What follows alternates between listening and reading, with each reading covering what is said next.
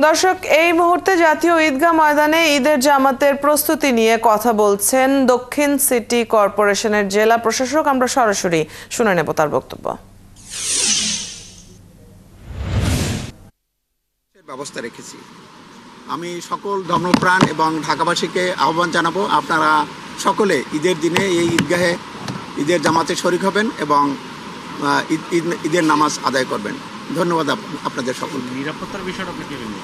নিরাপত্তার বিষয়টা আমাদের এখানে আমি আগেই বলেছি যে আমাদের এখানে পুলিশ, র্যাব এবং অন্যান্য যে আইনশৃঙ্খলা বাহিনী তারা নিয়মিত কাজ করছেন এবং এসএসএফ কাজ করছেন। আমরা তাদের সাথে সমন্বয় করছি। আপাতত আমরা কোনো নিরাপত্তা ঝুঁকি এখানে দেখছি না। প্রথম জামাতটা হলে কয়টায় হবে একটা বিষয়, আরেকটা বিষয় হচ্ছে আবহাওয়া যদি দুর্যোগপূর্ণ হয় সেক্ষেত্রে আপনার বিকল্প কী ধরনের ব্যবস্থা নিচ্ছেন আপনারা? ঈদের জামাত সময় নির্ধারণটা এটি আন্তঃ মন্ত্রণালয়ের একটি বৈঠকে নির্ধারণ করা হয়েছে, বিশেষ করে ধর্ম মন্ত্রণালয়ের তরফে। তো এটি আমরা 8:30টায় নির্ধারণ করেছি এবং যদি দুর্যোগপূর্ণ আবহাওয়া, এখন পর্যন্ত আমাদের কাছে যে খবর আছে তাতে আবহাওয়া খারাপ হওয়ার কোনো সম্ভাবনা নাই। তারপরও যদি হয় সেক্ষেত্রে আমরা বাইতুল মোকাররমে জাতীয় মসজিদে সেখানে সকাল 9টায় আমরা ব্যবস্থা রেখেছি। আচ্ছা, বরাবর আমরা প্রতি বছরে আইন শৃঙ্খলা বাহিনীর যে অ্যাক্টিভিটিসগুলো দেখি এবং নিরাপত্তার একটা সংখ্যা থেকে এই ধরনের অ্যাক্টিভিটি সবসময় দেখা যায়। এবার কিন্তু সেই ধরনের অ্যাক্টিভিটিসগুলো আমরা দেখিনি। তারপরে কি আপনার আশ্বস্ত নিরাপত্তা নিয়ে, কিংবা যারা নামাজ পড়তে আসবে তাদের ক্ষেত্রে একটা ব্যারিয়ার্স থাকে, সেই ধরনের কোনো ব্যারিয়ার্স আছে নাকি? না, কোনো সমস্যা হবে না, কারণ অ্যাক্টিভিটিস তো আমরা দেখছি, সবাই তো তারা তো রেগুলার আসতেছেন, ভিজিট করতেছেন, দেখতেছেন কোনো সিকিউরিটি থ্রেট আছে কিনা, এগুলো তারা এক্সামিন করতেছেন। তো আমার মনে হয় না যে এরকম কোনো তাদের তরফে এখন পর্যন্ত যে ইনফরমেশন আমাদের কাছে না, এরকম কোনো থ্রেট আমরা অনুভব করছি না এবং নির্বিঘ্নে মুসল্লিরা এখানে নামাজ আদায় করতে পারবে। মুসল্লিদের ক্ষেত্রে যে ব্যারিয়ার্সগুলো থাকতো, যেমন ছাতা বহন করা, না, ছাতা আশা করি নিয়ে আসতে হবে না, কারণ আমরা এখানে যে প্রস্তুতি রেখেছি, ত্রিপাল দিয়ে আমরা আমাদের এই যে সামিয়ানাটা নিয়েছি, এখানে বৃষ্টি হলেও পানিতে ভিজে যাওয়ার কোনো সম্ভাবনা থাকবে না। কাজেই কেউ যদি ছাতা নিয়ে আসে সেটা তার জন্যই বোঝা হবে। আমরা ছাতা আনাকে নিরুৎসাহিত করতেছি, কোনো ধরনের বাইন্ডিংস নেই। আমরা ছাতা আনতে বরং নিরুৎসাহিত করতেছি। ঈদ জামাতের প্রস্তুতি নিয়ে জাতীয় ঈদগাহ ময়দানে ব্রিফিং চলছে। আমরা এতক্ষণ সরাসরি যুক্ত ছিলাম সেখানে। দর্শক, ট্রেনে ঈদ যাত্রার 6ষ্ঠ দিনে আমরা দেখেছি যে কমলাপুর রেলওয়ে স্টেশনে যাত্রীরা ভিড় করেছেন। অনলাইনে আগেভাগে টিকিট করা যাত্রীদের অতিরিক্ত চাপ নেই, এমনটিও জানছিলাম। এই মুহূর্তে কমলাপুর রেল স্টেশনে কথা বলছেন স্টেশন ম্যানেজার। আমরা সরাসরি শুনবো তার কথা। সমস্যা হয় নাই। তারপরে সবচেয়ে গুরুত্বপূর্ণ বিষয় হলো যে সব ধরনের লজিস্টিক সাপোর্ট নিয়ে ট্রান্সপোর্টেশন ডিপার্টমেন্ট এই লজিস্টিক সাপোর্ট নিয়ে একটা ম্যানেজমেন্ট এবং একটা প্ল্যান করে ট্রেনগুলো পরিচালনা করে। সেই ক্ষেত্রে আমাদের স্টেশন মাস্টার এবং ইয়ার্ড মাস্টার এবং ইয়ার্ডের আমাদের অনেক কর্মী আছে, জনবল আছে, ওনাদের অক্লান্ত পরিশ্রমের কারণে এই কার্যক্রমগুলো সম্পন্ন হয়। আর আমাদের এই ট্রান্সপোর্টেশন ডিপার্টমেন্টের আমাদের ডিটিও মহোদয় রয়েছেন এবং একটু সাহেবগণ আছেন। তো ওনাদের কার্যক্রমগুলো বা প্ল্যানিংগুলো এবং ম্যানেজমেন্টগুলো সুন্দরভাবে সম্পন্ন করতে পেরেছেন। আর আপনারা জানেন এখনও আমাদের সচিব মহোদয় আছেন, রেল সচিব মহোদয় গতকালকেও এসেছেন এবং ডিজি মহোদয় আছেন এবং আমাদের এডিজি অপারেশন মহোদয়, আমাদের সিসিএম মহোদয়, সিএফএস মহোদয় ওনারা আছেন স্টেশনে এবং আমাদের সকল ডিআরএম ঢাকা মহোদয় আছেন, সকল কর্মকর্তাবৃন্দ স্টেশনে আছেন। ওনাদের সার্বক্ষণিক দিক নির্দেশনা এবং সার্বক্ষণিক প্রচেষ্টা, সার্বক্ষণিক মনিটরিংয়ের কারণে আজকের এইভাবে সুন্দরভাবে ঈদযাত্রা সম্পন্ন হতে পারছে বলে আমি মনে করি। আর এই ক্ষেত্রে আমাদের এই যে আপনারা দেখতেছেন আমাদের স্টেশন মাস্টার আনোয়ার সাহেবকে আমি এতদিন আপনারা আলাদাভাবে কেউ হয়তো প্রেস ব্রিফিংয়ে নিছেন, কিন্তু আজকে আমি সবার সাথে পরিচয় করে দিতে চাই যে উনি এই স্টেশনে ওনার অবদান অনেক। এই যে যাত্রার ক্ষেত্রে সুন্দরভাবে সুচারুভাবে সম্পন্নের ক্ষেত্রে ওনার অনেক ভূমিকা রয়েছে। সেই জন্য আপনাদের সামনে ওনাকে এখানে আনছি। উনিও যদি কোনো প্রশ্ন থাকে ওনার সাথে কথা বলতে পারেন। আর এখন যদি কোনো প্রশ্ন থেকে বলেন। এই 6ষ্ঠ দিনের যে ঈদযাত্রা চলছে, এখন পর্যন্ত যতগুলো ট্রেন আছে এর মধ্যে কোনো ট্রেন বিলম্ব হয়েছে কিনা এবং এখন পর্যন্ত কত যাত্রী আপনারা বহন করতে পারবেন? আমাদের উল্লেখযোগ্য কোনো বিলম্ব হয় নাই। একটা ট্রেন আপনারা জানেন যে একদিন ধূমকেতু এক্সপ্রেস ট্রেনটা 35 মিনিট ট্রেনে বিলম্ব গেছিল, আর কোনো উল্লেখযোগ্য ট্রেন বিলম্ব হয় নাই, উল্লেখযোগ্য কোনো বিলম্ব হয় নাই। প্রতিদিনই আমাদের ট্রেনগুলো সঠিক সময় স্টেশন ছেড়ে যাচ্ছে। আর আমরা প্রতিদিন আন্তনগর, মেল এক্সপ্রেস, কমিউটার এবং স্ট্যান্ডিং স্পেশাল ট্রেন এবং 25% স্ট্যান্ডিং টিকিট সহ আমরা 60 থেকে 70,000 প্যাসেঞ্জার পরিবহন করতেছি।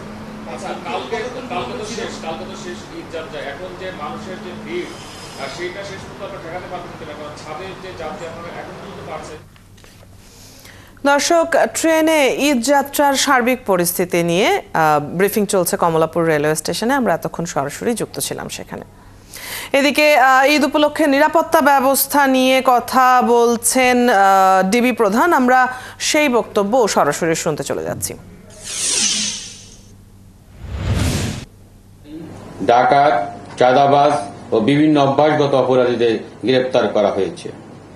তাছাড়া ডিবির মাদক বিরোধী অভিযানে বিপুল পরিমাণ অবৈধ মাদক সহ উল্লেখযোগ্য সংখ্যক পেশাদার মাদক কারবারিকে গ্রেপ্তার করা হয়েছে।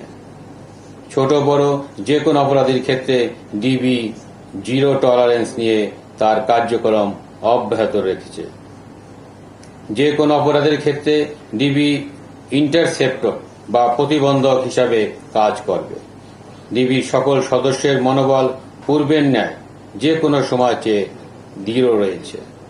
নগরবাসীর ভরসার কেন্দ্রবিন্দুতে পৌঁছতে ও অপরাধীদের জন্য মূর্তিমান আতঙ্ক হিসাবে পরিগণিত হতে ডিবির আন্তরিক প্রচেষ্টা অব্যাহত রয়েছে। ডিবি তার কার্যক্রমের মাধ্যমেই থাকতে চায় নগরবাসীর ভরসার কেন্দ্রস্থলে, জনগণের দোয়ায় ও প্রার্থনায়। কোনো ফাঁকা বলি নয়, বরং দৃশ্যমান অ্যাকশনের মাধ্যমেই ডিবি নগরবাসীর আস্থার প্রতীকে পরিণত হচ্ছে। ঈদ শেষে মহানগরবাসী যাতে নিরাপদে ও স্বস্তিতে ঘরে ফিরতে পারে এবং কোনো ধরনের বিরূপ পরিস্থিতির সম্মুখীন না হয়, সেই জন্য ঈদ পরবর্তী সময়ে বিশেষ অভিযান পরিচালনা করবে ডিবি। ছিনতাইকারী, চোর, চাঁদাবাজ ও বিভিন্ন অভ্যাসগত অপরাধীদের গ্রেপ্তার করতে ডিবি 8টি বিভাগের উল্লেখযোগ্য সংখ্যক টিম কর্তৃক মহানগরের বিভিন্ন কৌশলগত স্থানে এই অভিযান পরিচালনা করে আসছে। আসন্ন ঈদকে সামনে রেখে জাল টাকা তৈরি ও সরবরাহ রোধে ডিবি অত্যন্ত তৎপর রয়েছে।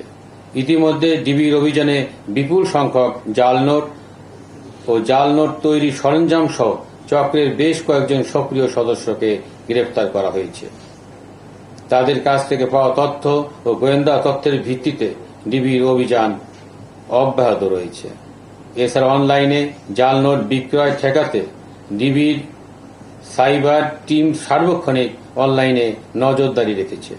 জাল নোট তৈরি, বিক্রয় ও সরবরাহ রোধে পূর্বের যে কোনো সময়ের চেয়ে কঠোর অবস্থানে রয়েছে ডিবি। ঈদ উপলক্ষে ডিএমপির ইউনিফর্ম পুলিশ ও ডিবির কার্যক্রমের পাশাপাশি নিরাপত্তা সচেতনতার অংশ হিসাবে বিভিন্ন প্রতিষ্ঠান ও বিভিন্ন বিপণী বিতানের দায়িত্বে নিয়োজিত নিরাপত্তা রক্ষীদের ডিউটি জোরদার করতে হবে এবং যে ঈদের সার্বিক নিরাপত্তা পরিস্থিতি নিয়ে ডিবি প্রধানের ব্রিফিংয়ে এতক্ষণ সরাসরি যুক্ত ছিলাম আমরা। দর্শক, যাচ্ছে অন্যান্য সংবাদে। মিয়ানমার, থাইল্যান্ড এবং চীনে 2 দফায় শক্তিশালী ভূমিকম্পে নিহত হয়েছেন 7 শতাধিক মানুষ। এদের মধ্যে মিয়ানমারেই মারা গেছে অন্তত 694 জন, আহত হয়েছেন 1006-র বেশি মানুষ। তবে 10 ঘন্টায় 14 বার আফটার শকে উদ্ধার কাজ ব্যাহত হচ্ছে। এছাড়া থাইল্যান্ডের রাজধানী ব্যাংককে কয়েকটি বহুতল ভবন ধসে পড়ায় এখনও নিখোঁজ আছেন শতাধিক মানুষ। দেশটিতে এ পর্যন্ত উদ্ধার করা হয়েছে 10 জনের মরদেহ। মিয়ানমারের রাজধানী নেপিদোর বিভিন্ন সড়কে ফাটল দেখা দিয়েছে, ক্ষতিগ্রস্ত হয়েছে বিভিন্ন ভবন। পরিস্থিতি বিবেচনায় মিয়ানমারের 6টি অঞ্চল ও ব্যাংককে জরুরি অবস্থা জারি করা হয়েছে। ভূমিকম্পে মিয়ানমারের মোট মৃত্যুর সংখ্যা 10,000 ছাড়িয়ে যেতে পারে। এর বাইরে যে পরিমাণ আর্থিক, পরিবেশগত এবং সার্বিক ক্ষয়ক্ষতি হয়েছে তার আর্থিক মূল্যে পরিমাণ $1,000 কোটি ছাড়াতে পারে। শুক্রবার মধ্যরাতে নিজেদের ওয়েবসাইটে পোস্ট করা এক বিবৃতিতে এই তথ্য জানিয়েছে যুক্তরাষ্ট্রের ভূতত্ত্ব জরিপ ও গবেষণা সংস্থা United states geological survey USGS। অন্তর্বর্তী সরকারের প্রধান উপদেষ্টা ডক্টর মোহাম্মদ ইউনূস বলেছেন, বাংলাদেশের অর্থনৈতিক ব্যবস্থা দেশের মানুষকে দারিদ্র্য সীমার নিচে থাকতে বাধ্য করেছে। নতুন বাংলাদেশ থেকে এই সমস্যা দূর করাই প্রধান চ্যালেঞ্জ বলে জানান ডক্টর মোহাম্মদ ইউনূস। শনিবার সকালে চীনের পিকিং বিশ্ববিদ্যালয়ে দেয়া ভাষণে এসব কথা বলেন ডক্টর ইউনূস। এর আগে বিশ্ববিদ্যালয় কর্তৃপক্ষ প্রধান উপদেষ্টাকে সম্মানসূচক ডক্টরেট ডিগ্রি উপাধি দেয়। চাকরির মতো দাস প্রথার পেছনে না দৌড়ে তরুণদের স্বাধীন উদ্যোক্তা হওয়ার আহ্বান জানান প্রধান উপদেষ্টা। Give the same service. The problem আমি ডক্টর নাজমুস সাকিব, চীনে 15 বছর যাবত play wonders with this technology to bring health service. What I would like to ask is that during the era That civilization must know that there is no environmental hazard left anymore. And that can be done with just creating a financial system, creating an economic system which doesn't depend on creating carbon emission. Carbon emission is going to kill us, so we have to get rid of carbon emission. We have to make sure there is no wealth concentration. We have to make sure there is no unemployment. So I come with a simple formula by saying we have to create a civilization of 3 zeros. 0 net carbon emission, 0 wealth concentration, and 0 unemployment. প্রিয় মানুষদের সঙ্গে ঈদের আনন্দ ভাগাভাগি করতে রাজধানী ছাড়ছেন ঘরমুখ মানুষ। ঈদের এই যাত্রায় রেলপথের কোথাও এখনো অস্বস্তির অভিযোগ পাওয়া যায়নি। ট্রেনে অগ্রিম টিকেটে ঈদযাত্রার ষষ্ঠ দিন সকাল থেকে কমলাপুর রেলওয়ে স্টেশনে ভিড় করেছেন যাত্রীরা। আগেভাগেই ট্রেনের টিকিট কাটায় নির্ধারিত যাত্রী ছাড়া বাড়তি যাত্রীর তেমন চাপ নেই। সকাল থেকে সব ট্রেনই নির্ধারিত সময়ে গন্তব্যের উদ্দেশ্যে ছেড়ে যাচ্ছে। বড় কোনো শিডিউল বিপর্যয় না থাকায় স্বস্তিতেই বাড়ি যেতে পারছেন যাত্রীরা। এবার লম্বা ছুটি থাকায় দুর্ভোগ এড়াতে অনেকেই আগেই পরিবারের সদস্যদের বাড়িতে পাঠিয়ে দিয়েছেন, তাই তেমন ভোগান্তি হবে না বলে মনে করছে কর্তৃপক্ষ।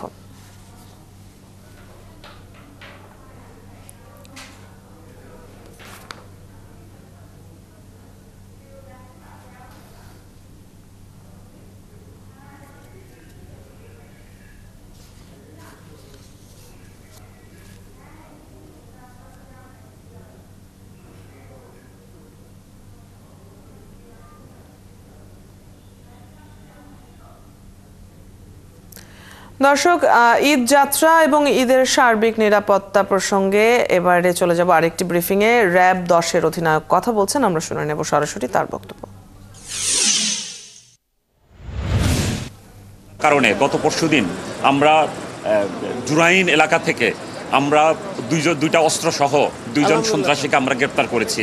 আপনারা ইতিমধ্যেই জানেন, তাদের কাছ থেকে 2টি পিস্তল, বিদেশি পিস্তল এবং তাজা গুলি সহ অন্যান্য সামগ্রী আমরা উদ্ধার করেছি। এখানে আমি এসে পরিদর্শন করলাম। যাত্রীর চাপ কিন্তু আছে, ঈদের সময় সাধারণত থাকে। যাত্রী সাধারণ কমফোর্ট জার্নি হিসেবে, তাদের আরামদায়ক জার্নি হিসেবে এখন পর্যন্ত কিন্তু নৌপথটাকে তারা কিন্তু অগ্রাধিকার দিয়ে থাকে।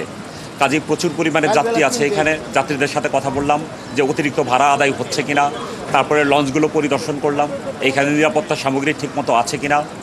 যারা লঞ্চ মালিক সমিতি যারা আছে তাদের প্রতি আমার আবেদন থাকবে যে লঞ্চে যেন তারা অতিরিক্ত যাত্রী যাতে তারা না নেয়। তাছাড়া এই সময় লঞ্চের ছাদে যাতে যাত্রী পরিবহন যাতে না করানো হয়, এতে অনেক দুর্ঘটনা এড়ানো সম্ভব হবে। তাছাড়া ওয়েদার ফোরকাস্টিংয়ের বিষয়গুলো আছে, সেগুলো অবজারভেশনে রাখতে হবে। এখন আপনার লেট অটাম, এই সময় আপনার কালবৈশাখী ঝড় হতে পারে যে কোনো সময়। কাজেই ওয়েদার ফোরকাস্ট দেখে তারপরে লঞ্চগুলো গন্তব্যে ছেড়ে যাবে, যাতে কোনো প্রকার বিপাকে যাতে না পড়তে হয়। তাছাড়া লঞ্চের নিরাপত্তা সামগ্রী পর্যাপ্ত পরিমাণে বয়া, লাইফ জ্যাকেট, এই জিনিসগুলোও যেন পর্যাপ্ত পরিমাণে থাকে, সেই বিষয়গুলো নিশ্চিত করতে হবে। আর আমাদের যাত্রী সাধারণ যারা আছেন তাদের প্রতি আমার অনুরোধ থাকবে, তারা যেন অতিরিক্ত যাত্রী হয়ে কোনো লঞ্চে যাতে ভ্রমণ যাতে না করেন, এটা নিজ দায়িত্বেই করতে হবে।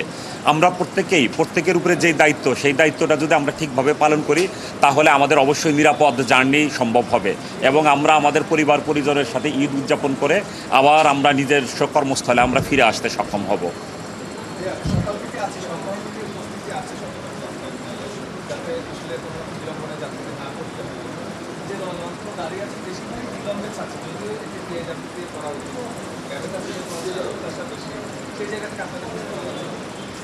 মানে বলতে চাচ্ছেন যে যেই সময়ে ছাড়ার কথা সেই সময় ছাড়ছে না।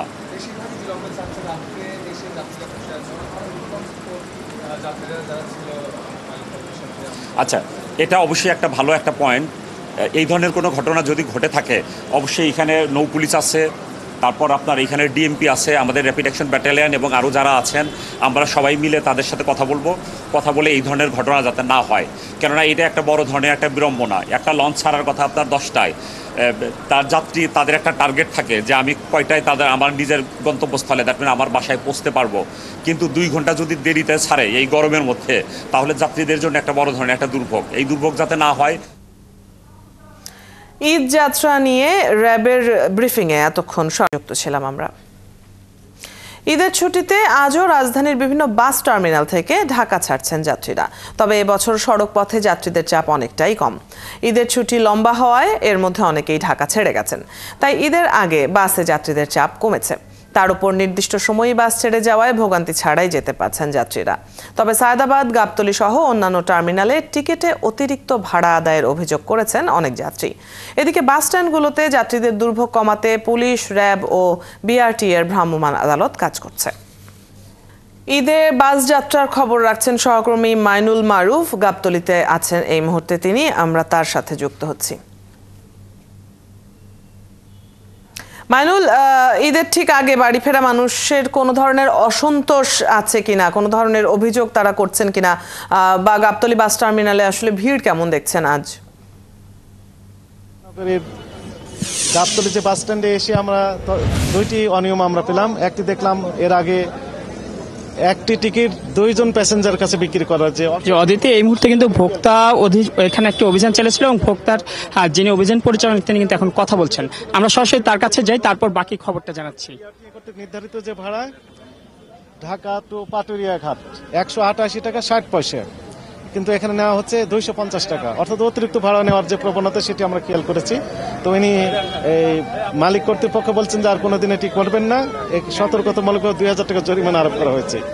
জনস্বার্থে আমাদের এই ধরনের অভিযান অব্যাহত থাকবে। একই সাথে হয়তো আমাদের উপস্থিতি সবগুলো কাউন্টারে আমরা নাও থাকতে পারি, কিন্তু সম্মানিত প্যাসেঞ্জারদের প্রতি আমাদের আহ্বান থাকবে যে আমাদের একটা হটলাইন নাম্বার রয়েছে 1611 এবং একটি সফটওয়্যার রয়েছে www.dncrp.com।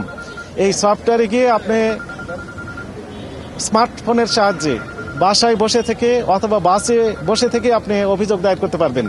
অর্থাৎ ভাড়া যদি বেশি নেওয়া হয় সেক্ষেত্রে সঙ্গে সঙ্গে আমাদের কাছে অভিযোগ দায়ের করলে ঈদের পরে আমরা প্রতিকার দিতে পারবো। আইনে বলা হয়েছে 30 দিনের মধ্যে অভিযোগ দায়েরের বিধান রয়েছে, 30 দিনের মধ্যে অভিযোগ দায়ের করা যাবে। তো ফলে যদি কোনো কাউন্টার, কোনো পরিবহন বিআরটিএ কর্তৃক নির্ধারিত ভাড়ার চেয়ে অতিরিক্ত ভাড়া নিয়ে থাকে আপনি দিয়ে দিবেন, কিন্তু প্রমাণক সাথে রাখবেন। প্রমাণক সাথে রেখে আপনি একটা অভিযোগ দায়ের করবেন, আপনি প্রতিকার পাবেন। Thank you. যেমনটা বলছিলাম যে আজ সকাল থেকে কিন্তু যাত্রীরা বাড়ি ফিরছেন এবং অন্যান্য দিনের তুলনায় আজ কিন্তু সকালে দেখেছি যে মানুষের চাপ কিছুটা বেশি ছিল গাবতলী বাস স্ট্যান্ডে, এবং পরবর্তীতে কিন্তু আমরা দেখেছি যে এখানে বেশি ভাড়া নেওয়ার কয়েকটি অভিযোগ ছিল এবং তারপর পরে কিন্তু এখানে ভোক্তা অধিকার সংরক্ষণ অধিদপ্তর আসে এবং তারা কিন্তু এখানে অভিযান পরিচালনা করে। আমরা দেখেছি যে একটি কাউন্টারে একই টিকিট 2 বার বিক্রি করায় তাকে জরিমানা করা হয়েছিল 5000 টাকা, এবং পরবর্তীতে এখান থেকে যে পাটুরিয়াগামী যে বাসগুলো আছে এখানে অতিরিক্ত ভাড়া আদায় বা নির্ধারিত ভাড়া 188 টাকা, আর সেই ভাড়ার জায়গায় তারা কেউ 200 টাকা বা 250 টাকা নিচ্ছিলেন। সেই অভিযোগে কিন্তু এখানে আরো একটি বাসকে কিন্তু জরিমানা করা হয়েছে 2000 টাকা। এবং এই সকাল থেকে কিন্তু আমরা দেখছি যে এরকম বেশ কয়েকজন যাত্রী এমন অভিযোগ দিয়েছিলেন এবং তার পরিপ্রেক্ষিতে কিন্তু এখানে অভিযান পরিচালনা করা হচ্ছে। পাশাপাশি কিন্তু কিছুক্ষণের মধ্যে হয়তো এখানে স্বরাষ্ট্র উপদেষ্টাও আসতে পারেন এবং স্বরাষ্ট্র উপদেষ্টা ওই বাস স্ট্যান্ড যে গাবতলী বাস স্ট্যান্ড তা কিন্তু পরিদর্শন করবেন। এবং এবার যাত্রীরা যদি আমি যাত্রীদের একটা বক্তব্য বলি তা হচ্ছে যাত্রীরা এবার সন্তোষ প্রকাশ করেছেন সার্বিক ব্যবস্থাপনায়। আমরা বেশ কয়েকজনের সাথে কথা বলি। ঈদ যাত্রা এবার ভোগান্তি কম, এটা আসলে সব ক্ষেত্রেই যাত্রীরা বলছেন। পাশাপাশি আপনার মাধ্যমে আমরা সেখানে চলা যে ভোক্তা অধিকারের যে অভিযান সেই সম্পর্কেও জেনে নিলাম। দর্শক সহকর্মী মাইনুল মারুফ গাবতলী বাস স্ট্যান্ড থেকে আমাদের সাথে যুক্ত ছিলেন এতক্ষণ। পবিত্র ঈদ উল ফিতরে স্বজনদের সঙ্গে ঈদ উদযাপন করতে ঢাকা ছাড়ছেন রাজধানীবাসী। সদরঘাটে ফিরেছে চাঞ্চল্য, এতে সন্তোষ প্রকাশ করেছেন লঞ্চ সংশ্লিষ্টরা। রাজধানীর প্রধান নদীবন্দর সদরঘাট নৌ টার্মিনাল এলাকায় ভিড় বাড়ছে দক্ষিণাঞ্চলের যাত্রীদের। পদ্মা সেতু হওয়ার পর অকেজো হয়ে পড়ে লঞ্চে যাতায়াতকারী যাত্রীদের। তবে ঈদ উপলক্ষে বিশেষ লঞ্চের ব্যবস্থা থাকায় সহজেই টিকিট পেয়েছেন সবাই। অন্য যে কোনো বছরের তুলনায় পরিবেশ ভালো বলে প্রতিক্রিয়া জানাচ্ছেন লঞ্চ যাত্রীরা। পরিবারের সঙ্গে ঈদ উদযাপন করতে শহর ছেড়ে গ্রামের পথে কর্মজীবী মানুষেরা। বিভিন্ন পয়েন্টে থেমে থেমে সৃষ্টি হচ্ছে যানজট, তবে তা বেশিক্ষণ স্থায়ী হচ্ছে না। সকাল থেকে ঢাকা টাঙ্গাইল মহাসড়কের কালিয়াকৈর উপজেলার চন্দ্রা ও ঢাকা ময়মনসিংহ মহাসড়কের চান্দনা চৌরাস্তা এলাকায় যানবাহনের চাপ বেড়েছে কয়েক গুণ। পুলিশ বলছে, মানুষ বিভিন্ন পয়েন্টে ওঠানামা করায় কিছুটা জটলার সৃষ্টি হচ্ছে। চাপ থাকলেও যানবাহন চলাচল স্বাভাবিক রয়েছে। যমুনা সেতু মহাসড়কের পূর্ব পাড় থেকে কালীহাতির অনালিয়া বাড়ি পর্যন্ত ৮ কিলোমিটার সড়কে যানবাহন চলছে থেমে থেমে। যাত্রীদের নিরাপত্তায় পোশাকধারী পুলিশ ছাড়া সাদা পোশাকেও পুলিশ সদস্যরা দায়িত্ব পালন করছে।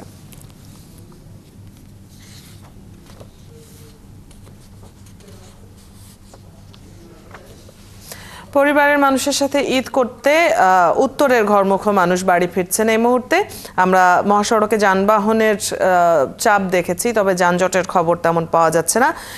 এসব বিষয়ে আরও খবর জানাতে সহকর্মী ইউসুফ দেওয়ান রাজু আমাদের সাথে যুক্ত হচ্ছেন এই মুহূর্তে। রাজু, কি পরিস্থিতি সড়কে? যাত্রীরা কি বলছেন? কোনো ধরনের অভিযোগ পাচ্ছেন কিনা? মহাসড়কের নিরাপত্তা নিয়ে পুলিশ কি বলছে?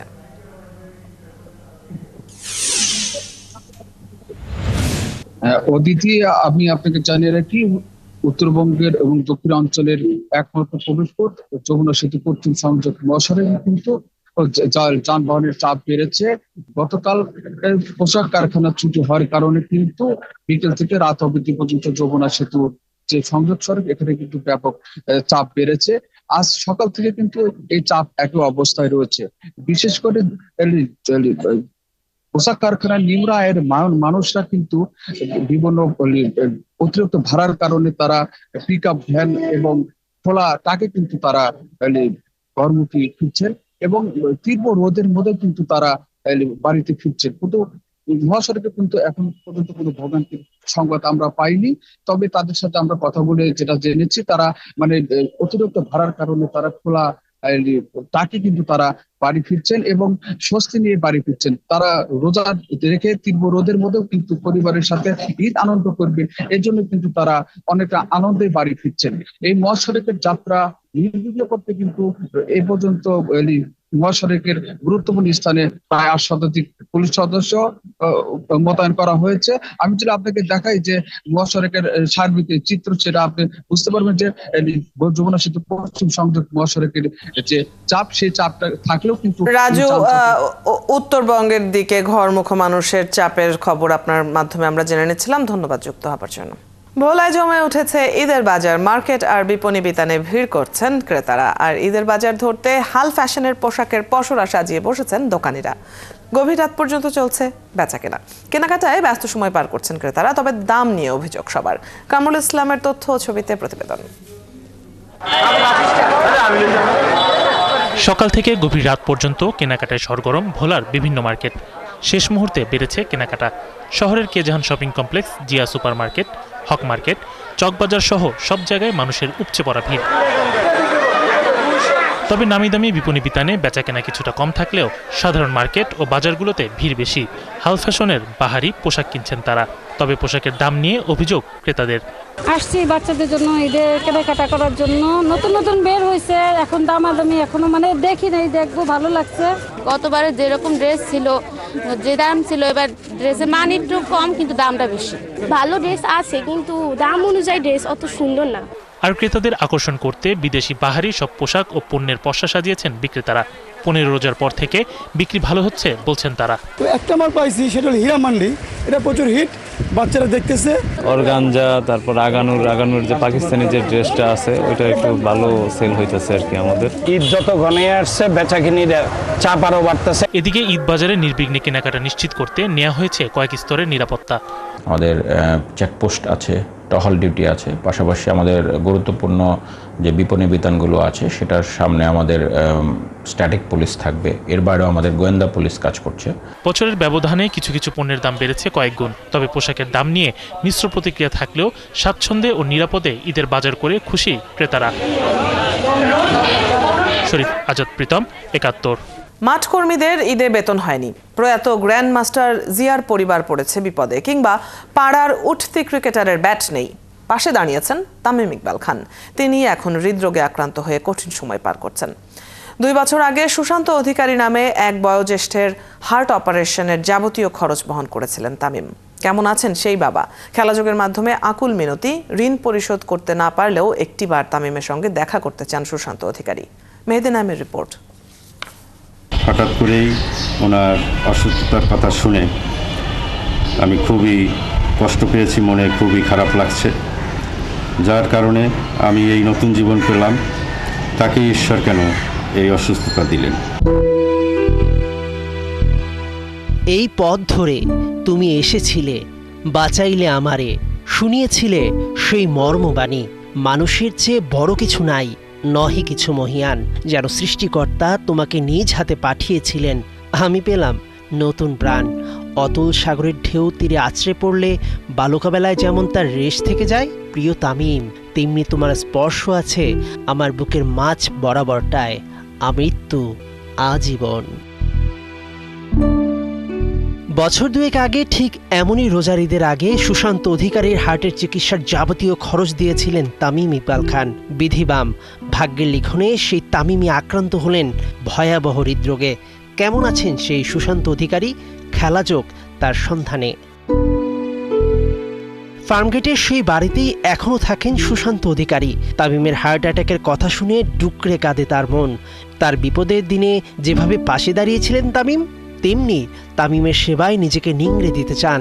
দেখা করার আকুলতা একজন বাবার কণ্ঠে। আমার মনের খুবই ইচ্ছা, ওনার সাথে আমি সরাসরি দেখা করতে চাই, এবং জানি না ঈশ্বর আমাকে সেই সুযোগ দেবেন কিনা, বা কেউ আমাকে এই সুযোগটি করে দেবে কিনা। তাই আপনাদের কাছে আমি অশেষভাবে জানাচ্ছি যে আমি যেন এই সুযোগটুকু পাই ওনাকে সরাসরি দেখার এবং ওনার সাথে কথা বলার, যাতে আমি ওনার সাথে দেখা করতে পারি এবং ওনাকে ধন্যবাদ দিতে পারি। মাঠকর্মী থেকে রিক্সা চালক, সুযোগ পেলে তামিম পাশে দাঁড়িয়েছেন সবার। হয়তো তামিমের ভালো কাজের খাতা খোদাতালা বন্ধ করে দেননি, তাই দিয়েছেন দ্বিতীয় প্রাণ। কেননা মানুষের সেবা করে যেজন, সেই জনই যে সেবিছে ঈশ্বর। বর্তমানে আমি এখন ওনার এবং ঈশ্বরের আশীর্বাদে আমি এখন সুস্থ আছি এবং নতুন জীবন পেয়েছি তামিম ভাইয়ের কারণে। তাই আমি ওনার কাছে চিরকৃতজ্ঞ, এবং যতদিন বেঁচে থাকবো ততদিনই আমি এই কৃতজ্ঞতা স্বীকার করে যাব। যদি আবার দেখা হয় তোমার আমার, ভুলে যেও সব অভিমান ছিল অকারণ। মানুষের ভালোবাসা আর দোয়াই হৃদ মাঝারে বাঁচিয়ে রাখে চিরন্তন। সুশান্ত অধিকারী আর তামিমের দেখা কি আবার হবে? গল্পের শেষটা আমরা জানি না, শুধু জানি সকলের তরে সকলে আমরা, প্রত্যেকে আমরা পরের তরে। মানুষের প্রতি মানুষের এই অকুণ্ঠ ভালোবাসা বেঁচে থাকুক যুগ যুগ ধরে। মেহেদি নাইম, ৭১।